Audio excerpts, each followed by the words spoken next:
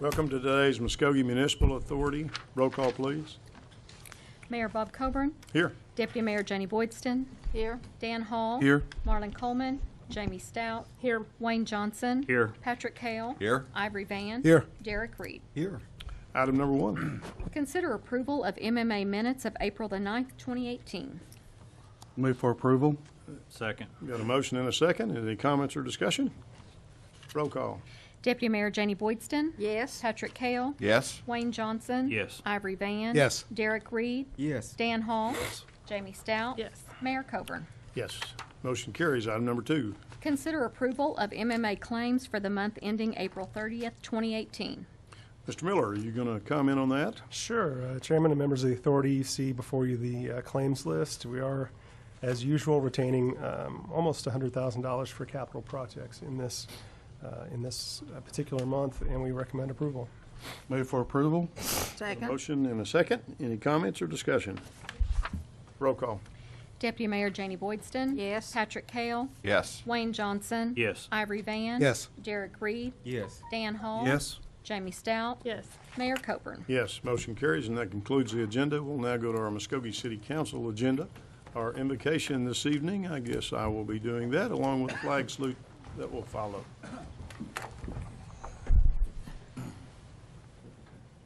Father, we ask your guidance as we conduct the city's business today, and let us be mindful of the fact that the city's business is your business. We are your people. This is your nation. Be with us as we present these ideas tonight, that we would do it with respect and honor. In Christ's name we pray. Amen. Amen. Amen. Join us for the flag salute. Attention, salute, pledge.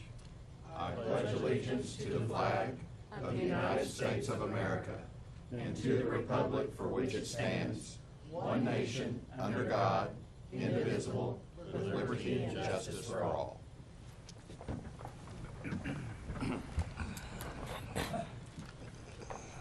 Roll call, please.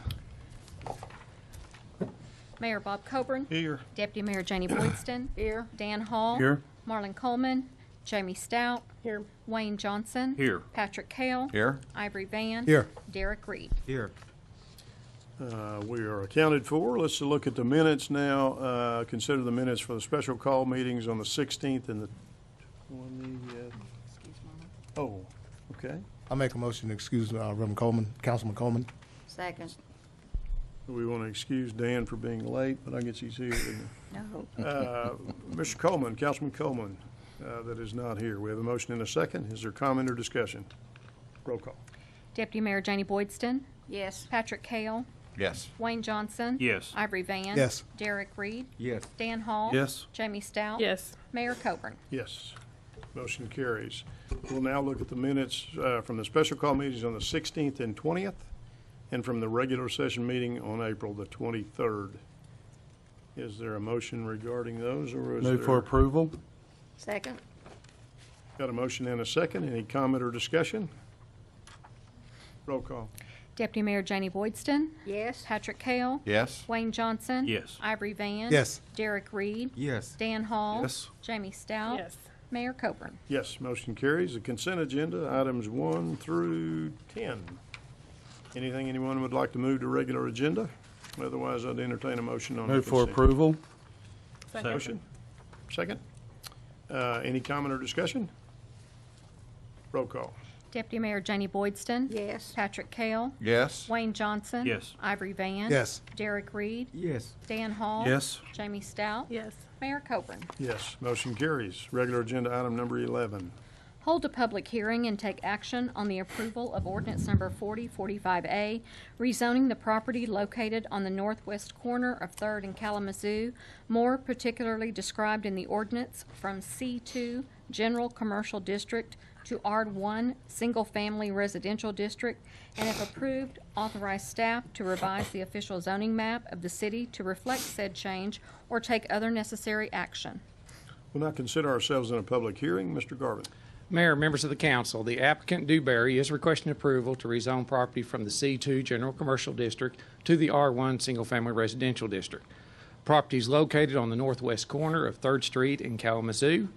The reason for downzoning the property is to allow it to be developed residentially in the future. Now, if you look at the land use map, it does give a residential classification within this area. Therefore, this request complies with the comprehensive plan and land use map adopted by the City of Muskogee. This item has been recommended for approval by staff, Planning Commission, and Public Works Committee. Be glad to answer any questions. Okay. Nobody signed up to speak to this item, so we will close the public hearing. Does council have a question or comment for Mr. Garvin? What was that project going to be again? They just said they wanted to develop residentially, so since they're down to zoning, it's single family. The only thing it could be is a single family dwelling. Thank you. Move the approval. Second. Got a motion and a second. Are there other comments or questions? Roll call. Deputy Mayor Janie Boydston, Yes. Patrick Hale, Yes. Wayne Johnson. Yes. Ivory Van. Yes. Derek Reed. Yes. Dan Hall. Yes. Jamie Stout. Yes. Mayor Copeland. Yes, motion carries. Item number 12. Hold a public hearing and take action on the approval of resolution number 2721, amending the land use map regarding property located within the part of sections 2 and 3, Township 14 North, Range 18 East, more particularly described in the resolution from industrial to transitional residential, and if approved, authorize staff to revise the land use map of the city to reflect said change. Again, we'll have ourselves in a public hearing, and Mr. Garvin. Mayor, members of the council, the resolution before you, if approved, would amend the land use map from an industrial classification to a residential classification. The area addressed by the resolution is located within sections 1 and 2, Township 14 North, Range 18 East. It's the area between Cherokee Street, Cherokee Drive, the railroad corridor, and Peak Boulevard. The reason why we're looking at the map, there was a rezoning that was denied that complied with the land use map, and City Council asked that we review it. To start with, the land use map was last reviewed and adopted in June of 2012. The area in purple is the industrial classification. Where the star is being shown on the map is the location where the rezoning was denied that complied with the land use map. So the resolution just addresses the area in red. Now, at our Public Works meeting, I went into great detail and showed several different maps. I'm just going to highlight why it was classified as industrial this afternoon. First of all, the industrial area is 1,718 acres. It's 2.7 square miles. There's two highways running through the property, Highway 69, Highway 165, running right down the middle, northeast, and then southwest, or excuse me, north and south and east and west. There's two railroad corridors, one running through the middle of the property, one running along the eastern border of the industrial area. If you look at the existing uses, there is a lot of industrial uses within that area. There's also large parcels. There's vacant land, floodplain. There's not an established residential areas within this area. In fact, there's fewer than 60 single-family dwellings within the 2.7 square miles. And of those, I believe only 39 are paying water bills. So several of those houses are either vacant or dilapidated. If you look at the current zoning within the area, the majority of the property is already zoned industrial currently today. If you look at the smaller area, which is the 58 acres, none of the property within that 58 acres is zoned in, residential. It's all commercial or industrial zoning.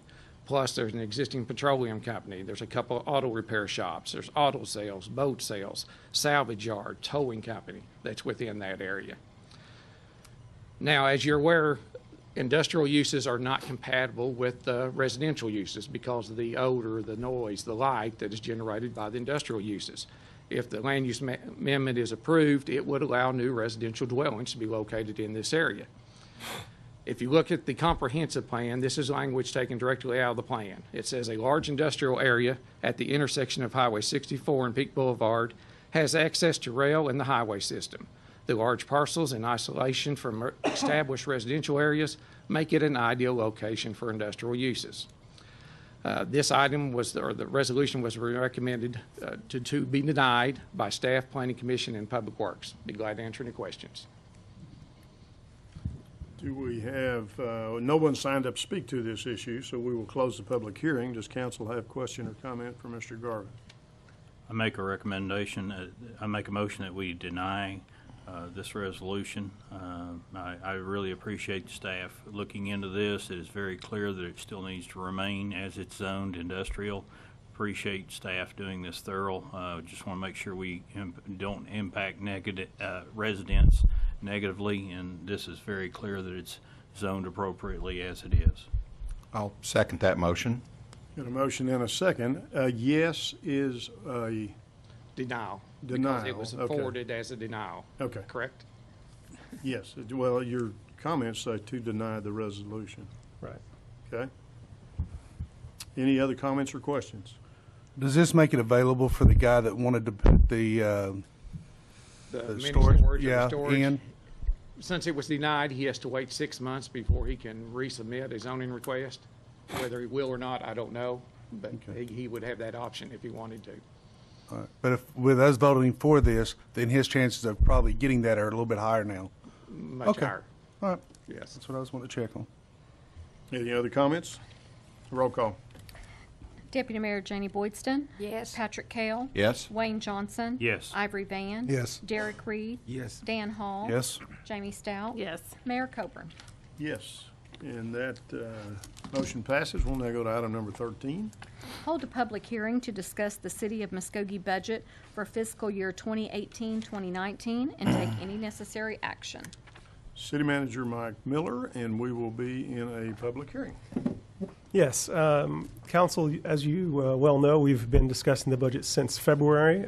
You have seen much of the presentation I'm about to give in various forms, so I'm going to go through it quickly, but I want to make sure that it's available to the public and that you guys are able to address any additional questions in this public hearing atmosphere, and then we'll, at the end, decide when the council is ready to bring a budget forward for formal approval. First, we want to start off with just talking about the successes that we've had in the past year. It's a good retrospective to remember that we've done a lot, and there's always plenty to do in the city, but we've got a lot of successes. I want to take a little bit of time to celebrate it. We got the 24th Street project underway. The Zeta cleanup, another big success this year.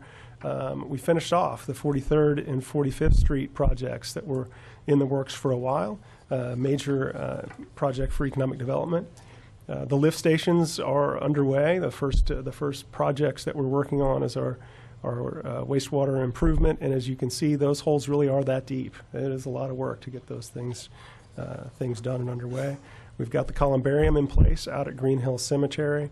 We've replaced 30 police vehicles this year, making the oldest vehicle in our fleet 10 years old instead of 15 at this point. And this is a success due in large part to the council's willingness to help fund that project. Our next level of success includes our Certified Healthy City Excellence Award, Muskogee Cares project that Mr. Tucker's leading, and a lot of waterline improvements, most importantly being the water model that's completed. That's the basis for a lot of the infrastructure that we'll be using moving forward. We have a couple of things that are mainly for employees, but we've been able to do these two things in addition to a lot of other things with our health care plan, a doctor on demand for our employees, and also the second year of health insurance premium holiday, meaning our health insurance premiums this coming year are going to be lower than they were 2 years ago. We do know that will probably come to an end at some point, but I think that's a big success that we need to acknowledge as we move forward. Others include the safety program, GPS pilot program. Fire department has a new hiring process that they went through with their last round. New props for their training, and security cameras here at City Hall.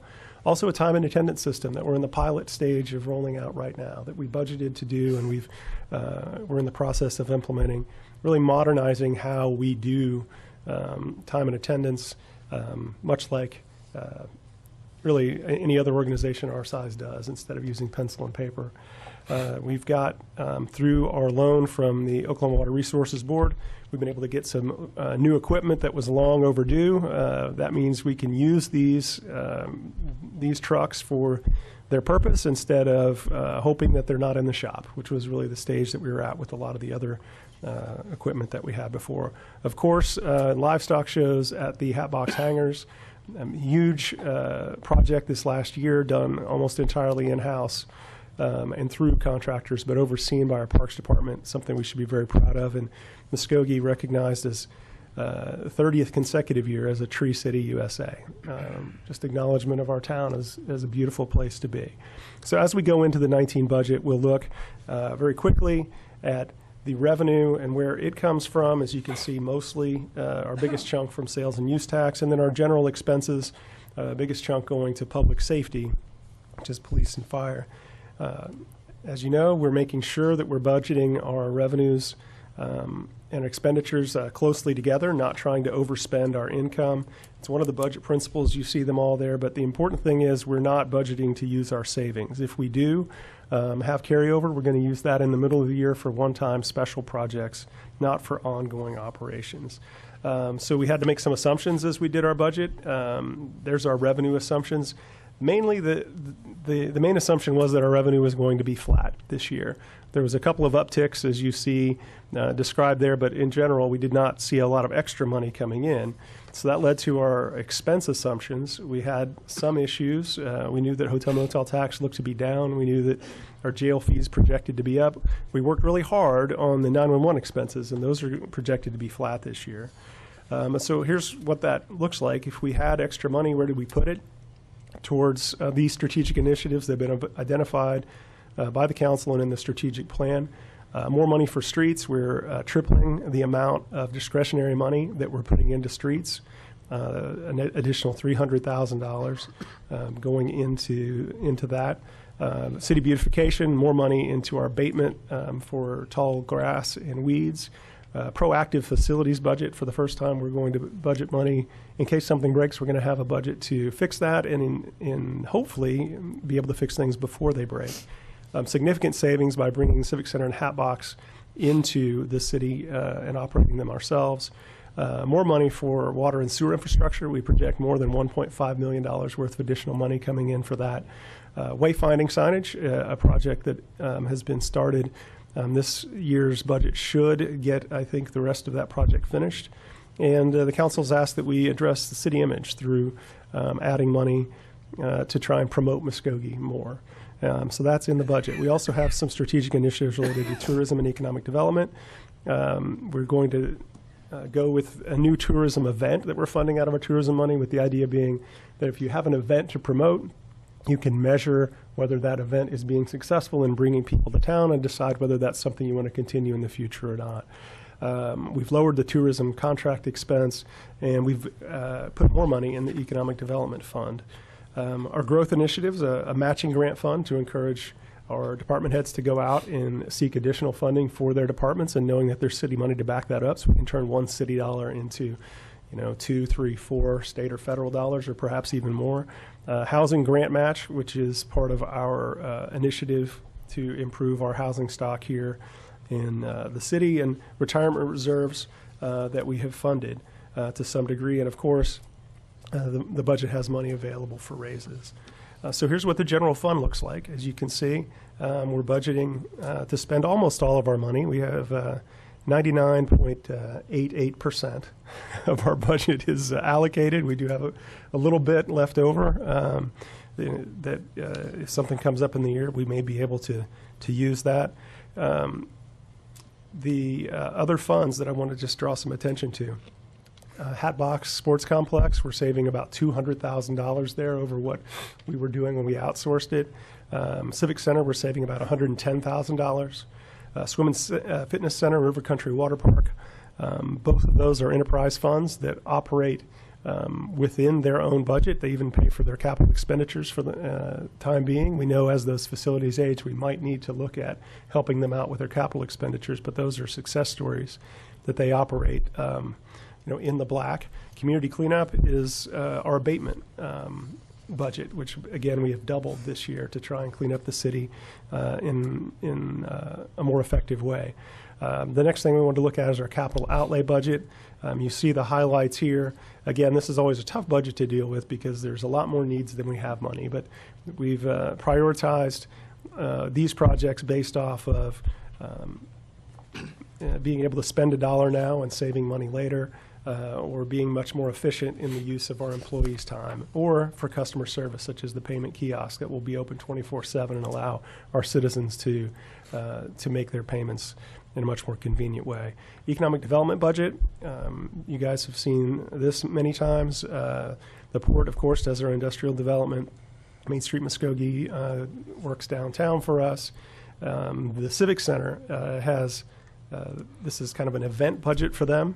$50,000. So if they do well on events, that number may grow and may self-fund itself. Debt service, the 285, is specifically related to the land that the city owns in the urban renewal area and Three Corners, and that's basically paying the interest on the loans that we have there. And so we propose this year to add additional $100,000 for council-approved projects. The idea being that there are things that come up in the middle of the year that don't necessarily fit the Economic Opportunity Fund, which is the restricted fund within economic development. But it would be good to have money that the council could vote on, not available to staff, but the council could use on specific projects. And so that's been included in the budget. Hotel motel tax, you see the five things that we use it on. The tourism contract, which is overseen by a board which we appoint. The chamber is the group that staffs that. Mr. Jim Blair is the chair of that committee. You see the Batfish, the Hall of Fame, Three Rivers Museum, and that new event that we talked about, the Balloon Festival, that we're going to see if that's successful in drawing tourism dollars here or not. And so we can evaluate that over time. Some other budgets, the MMA has that $1.5 million in new money set aside for capital projects and equipment and loan repayments. So our budget highlights really, I want to emphasize, and maybe it's going over it a second time, but we want to have our revenue is projected to be more than our expenditures. Our street budget, we're tripling the discretionary money available there. We've doubled the money for city beautification through abatement. We've got the extra $100,000 in for economic development. We've got $200,000 in proactive facility maintenance that we haven't done before. We've got the $1.5 million in infrastructure, and then we have money available for wage increases as well. So that's where we are, and we've taken since February to get there. I know the council spent a lot of time looking over this before we get to today, and so our question now is, what do we do next? And I know we have some members of the public that want to address us, but we can talk about what happens next with the budget. We're not asking for formal approval today, but we are asking to have comments and then bring it back at a date in the future where we can vote on it and adopt it and then move forward on our plans for next year. We have one person that has signed up to speak to us in this regard, Brian Fuller, who is president of IAFF, Local 57. Give us your name and your address, if you would, please, sir. Brian Fuller, 3200 South 55th Street East, Muskogee. I come before you tonight as president of IAFF Local 57 Muskogee Firefighters, and want to bring to your attention page 57 of the budget is part of the fire department personnel services, the expenditure category. What we have listed here, or the manager has listed, is fiscal year 2017 actual, and goes 18 budget, 18 estimated actual, and the 19 proposed. There's a difference between the 17 and 19 budget, proposed budget, of about $83,000 to $84,000. And what I want to bring to your attention is down at the bottom, the very bottom, last line sentence, firefighter. This is the positions of the fire department. It shows in 2016 we had 26 firefighters. That's the rank. In 2017 is 26, 18 is 26, and the proposed budget is 26. We're short 2 members and have been short 2 members the past 2 budgets. This will be the 3rd budget that we're going to be short 2 firefighters. And it makes a difference. It makes a difference when vacations start, and vacations are starting now. It makes a difference that we're punching trucks out to cover these assignments because we're short these 2. What we feel this has taken place, and maybe it's an error that the manager overlooked, but only the council has the right to downsize the fire department. And heading into the 3rd budget in a row, being short 2 members or 2 firefighters, it sure looks like the manager has downsized the fire department from 94 to 92. And I'm asking, is that something that the council has approved? Because if you have approved it, I haven't found it in any council minutes or council meetings in the last 2 to 3 years.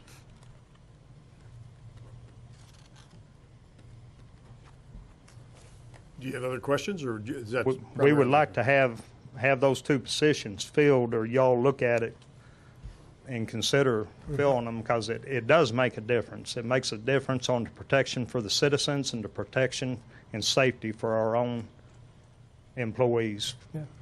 Okay. So I can address that. I think as you know, last year our budget was down 3%, and this year when we talked, you and I talked, and we said it'll be better, and it is better, because flat is better than 3% down. But flat doesn't mean we can add positions back, and we're down across the board in other areas, in not just fire. We've cut back staff, and it's not something that people are excited about, but it's a fiscal reality that we're in. Let me make a comment to those statements, Mr. Miller. Section 413, membership in the fire department, and that's the city charter. It says the fire department of the city of Muskogee shall consist of a chief and such assistants, captains, engineers, and other employees as in the judgment and opinion of the city council may be required for the safe and efficient work and administration of said department. That right there states that the council downsizes us. Now, heading into the 3rd budget, proposed budget, 3 years in a row, it sure looks like a downsize to us. And if that's the case, then maybe the council needs to take that position and act on it. But we just don't feel that you have the right as manager to downsize the fire department. And that's where we stand. That's it. Okay. Thank you. Thank you for your input, sir. Mr. Fuller was the only person that had signed up to speak to the budget, so we'll close the public hearing. Does council have question or comment for public?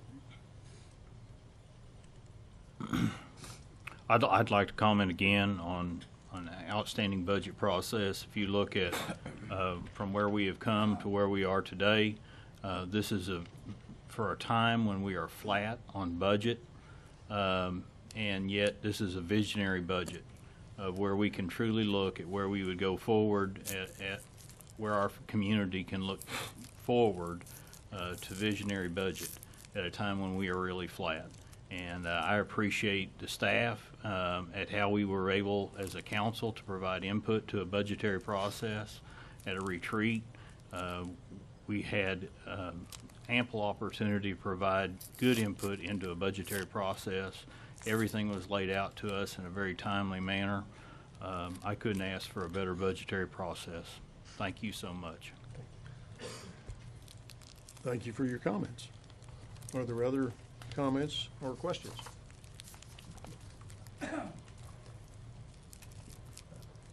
So I would just say that it's possible to bring this budget back next Monday for a vote and for formal approval. And if there's no other comments or requested amendments, staff is going to go ahead and prepare and do that. Obviously, at that time, the council can defer if they have more questions, but we want to move it forward for adoption. So I don't think there's any action that needs to be taken, but no action tonight. But the idea, just to notify that that's what our next step will be at this time. Very good. Okay. Yes.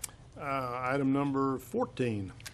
Consider approval of ordinance number 4044A, amending the City of Muskogee Code of Ordinances, Chapter 58, Parks and Recreation, Section 58-21, fees generally, authorizing the city manager to establish or modify certain fees, providing for repealer, severability, and setting an effective date, or take other necessary action.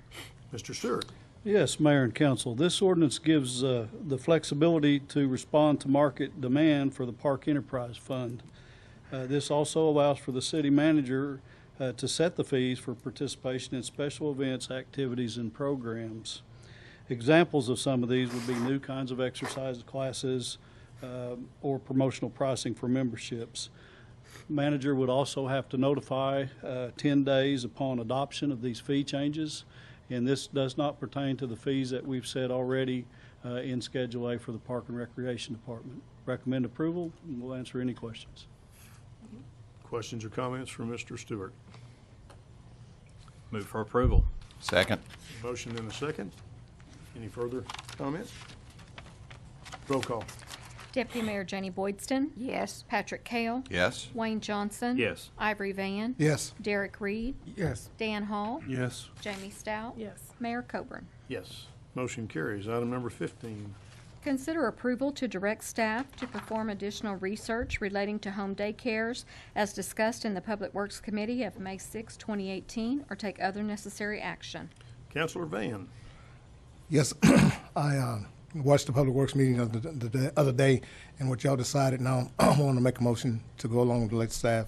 Go ahead and look into more things about the daycare Did we situation. act on that the other day? Yeah. So we've done what we need to do? Yes. Right. Okay, all right. Are there other comments regarding that? Is that a motion that we need to second? I don't think we do. I think we did that last time we met. We do. I'll second. I think we should. The recommendation in committee was just that, a recommendation to this body.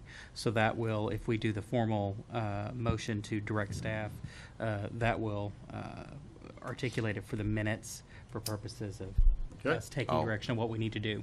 So Oh. Mr. As Van staff. is the motion, and Mr. Kayla is the second, is that correct? Yes. Can I ask a quick question? On this directing the staff, now the staff that's going to be looking into this, is this going to be our staff that's hired through the city? Because I know last time when I was looking at the video, it was a lady named Skylar. She was taking, she worked for the city a little bit, but I want someone through the staff that's really staff. I'll be the one looking at it. Yeah. You the one looking at it? Okay. Weren't you consulting someone else from the outside, as I recall, as well? I was talking to Skylar Carter, who's just graduated from Alabama A&M with a master's in planning. She was putting together the report for us. Okay. But the information that was requested, I'll put together for the next July or June 4th meeting. I think is when we have it scheduled. Okay. Turn the floor back over to you, Mr. Mayor. So, roll call. Deputy Mayor Janie Boydston, Yes. Patrick Kale, Yes. Wayne Johnson. Yes. Ivory Van. Yes. Derek Reed, Yes. Dan Hall. Yes. Jamie Stout. Yes. Mayor Coburn. Yes. Item 15 passes. Item number 16. Discuss a potential future signage project acknowledging nationally known Muskogee citizens at entry points to Muskogee and provide direction to staff. Counselor Dan Hall. Well, I was sitting and minding my own business one morning, and some people came in and talked to me at my office. And their whole point about this is that we have people signage in little spots about like Winona Clayton and something like that on like street signs. But a lot of cities have their famous people from their cities on signage, whereas you're driving down the road, you can say the home side of where someone was born here, or Stacy McGee, or Boydston's, and those kind of people that have gone on and put Muskogee on the map for us. We don't really say anything about those people. We don't tell people who came from Muskogee. But all these other towns have signage everywhere, and I know we have Muskogee being here for as long as it has had several people that put us on the map throughout their life. But we haven't done anything to put their name back to Muskogee that get people to say, wow, I didn't know that person was from there. I didn't know Muskogee had over 20 guys that played Division I football for the Sooners or Oklahoma State or went on to play pro ball. We don't do anything like that at our community like they do at other communities. Now, taking in the fact that a lot of communities only have one, maybe two people, where we have a whole bunch of them. And we should hold that prideful. We should be glad that we had know about all these people that came from our city that went on to say, hey, I am a Muskogee, I am an Okie, and this is where I'm from. And I'm not sure the cost effectiveness of this, but I just want to do something where we're putting people's names maybe out on our highways where they know that we have the home of 23 Sooners that played football, that either went on to pro ball or something like that, and they know the roots and the history of Muskogee and the people that came from here, and that we have pride in those things. I didn't know, like I said, not sure the cost effectiveness of this, especially with a flat budget and stuff, but I would like to see something done that lets people know our heritage here and who our families are and who our people are that's gone on to put us on the map during their lifetimes. In lieu of us giving direction to staff to do this, would you be willing to chair a committee that would look into this and make recommendations back to council? I would love to. How would we do that, Mr. Tucker? You could make a motion to establish an ad hoc committee to look at the feasibility of doing some signage as described, and populate the committee with Dan Hall as chairman, with other members as he selects. If that's one method. If I moved that and we had a second, would that work? Mm-hmm. I'll move for that to occur. Second. Got a motion and a second. Is there comments or discussions, or would anyone like to say I volunteer to help? Not everybody Jamie, jump on the you're board at smiling. once now. Come on. I would. Thank you. I'll help you out, Councilman Hall. We have a deal coming up pretty soon. Councilman Reed knows about it, but similar to this, but I'm not going to say what it is right now, but I'll be more than happy to help you. You know, in that, we would need to have some procedure for recommending names and how those names would be vetted and so forth. I understand that. Yep. Okay. Other comments? No, I'll talk to Dan later about any assistance that I could give him via signage or bronze or monument, just depending on what they kind of come up with. But I'll sure be there to help you and support you in every way I can. We got a motion and a second? We do. Okay. Roll call. Deputy Mayor Janie Boydston, Yes. Patrick Kale, Yes. Wayne Johnson, Yes. Ivory Vance, Yes. Derek Reed, Yes. Dan Hall, Yes. Jamie Stout, Yes. Mayor Coburn. Yes, motion carries. Thanks, Dan. Recognition of citizens wishing to speak to us this evening. Stephen Ezell had signed up to speak regarding volunteer services. Your name and your address, sir, and you will have 3 minutes. Thank you. Stephen D. Ezel, 6121 South 6th Street East. You know, Jimmy Doolittle said this particular statement on the eve of the Doolittle raid of his volunteers, knowing full well that next day he and his men could very well be dead. He said, "We may lose this battle, but we're going to win this war because of them, because there is nothing stronger, nothing finer, and nothing nobler than the heart of a volunteer." I myself have been in volunteer service to this community, this state, my nation for going on 32 years, and I'll tell you something, I wouldn't trade it for anything. And there are lots of wonderful volunteer service organizations out here in this community, and I can tell you for a fact that many of the events and functions that actually occur in this city, like say for a cleaner Muskogee and so on, cannot and are not successful, let alone even accomplished, without the aid of willing volunteers and volunteer groups. One of the greatest problems facing many organizations these days is that, and a lot of young people ask this: why should I volunteer? What's in it for me? How do I benefit from this? Well, let me answer that question with a question. What if you or someone you loved or knew had just suffered a sudden catastrophic occurrence in your life, and your resources, financial and otherwise, to combat that predicament have been completely exhausted, and you need help? And you're going to ask yourself, where can I find help? Who can I turn to? You have nowhere to look but various fraternal, community service, veteran service organizations such as the Lions, the Optimists, Rotary Club, Masons, Shriners, many organizations.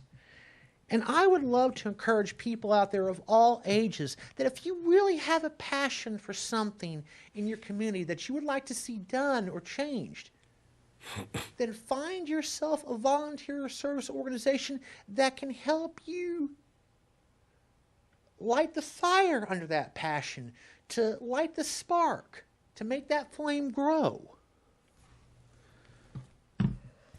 I know how important volunteer organizations are. There were many that helped me after my accident. And I say, get out there and volunteer. It is the best thing you can do with your time for yourself and for others. And I thank you, sir. Thank you, Stephen. We'll now move to item number 17A. Consider an executive session to discuss and take possible action on the following. A, pursuant to Section 307B4, Title 25 Oklahoma statutes, consider convening an executive session to discuss the workers' compensation claim of Philip Blair, and if necessary, take appropriate action in open session. Now consider a motion regarding executive session. Move we go in. Got a motion? Do we have a motion and a second? Second. Okay, motion and a second. Other comments? Roll call. Deputy Mayor Janie Boydston. Yes. Patrick Kale. Yes. Wayne Johnson. Yes. Ivory Van. Yes. Derek Reed. Yes. Dan Hall. Yes. Jamie Stout. Yes. Mayor Coburn. Yes, motion carries. We will now consider ourselves in executive session. All right. We'll now reconvene from executive session. Roll call, please. Mayor Bob Coburn. Here. Deputy Mayor Janie Boydston. Here. Dan Hall. Here. Marlon Coleman. Jamie Stout. Here. Wayne Johnson. Here. Patrick Kale. Here. Ivory Van. Here. Derek Reed. Here. Item 17A, please. Thank you, Mayor. Pursuant to Section 307B4, Title 25 Oklahoma statutes, the City Council did convene an executive session to discuss the workers' compensation claim of Philip Blair. After being fully briefed on the status of that claim and notification by staff to the council that a potential settlement has been reached on this matter, I believe an appropriate motion would be to approve settlement of the claim of Mr. Blair upon the payment of $3,653 and authorize execution of all necessary documents. So moved. Second. Motion and a second. Any comment or discussion? Roll call. Deputy Mayor Janie Boydston. Yes. Patrick Kale. Yes. Wayne Johnson. Yes. Ivory Van. Yes. Derek Reed. Yes. Dan Hall. Yes. Jamie Stout. Yes. Mayor Coburn. Yes, motion carries, and that concludes our agenda. Thank you for being a part today.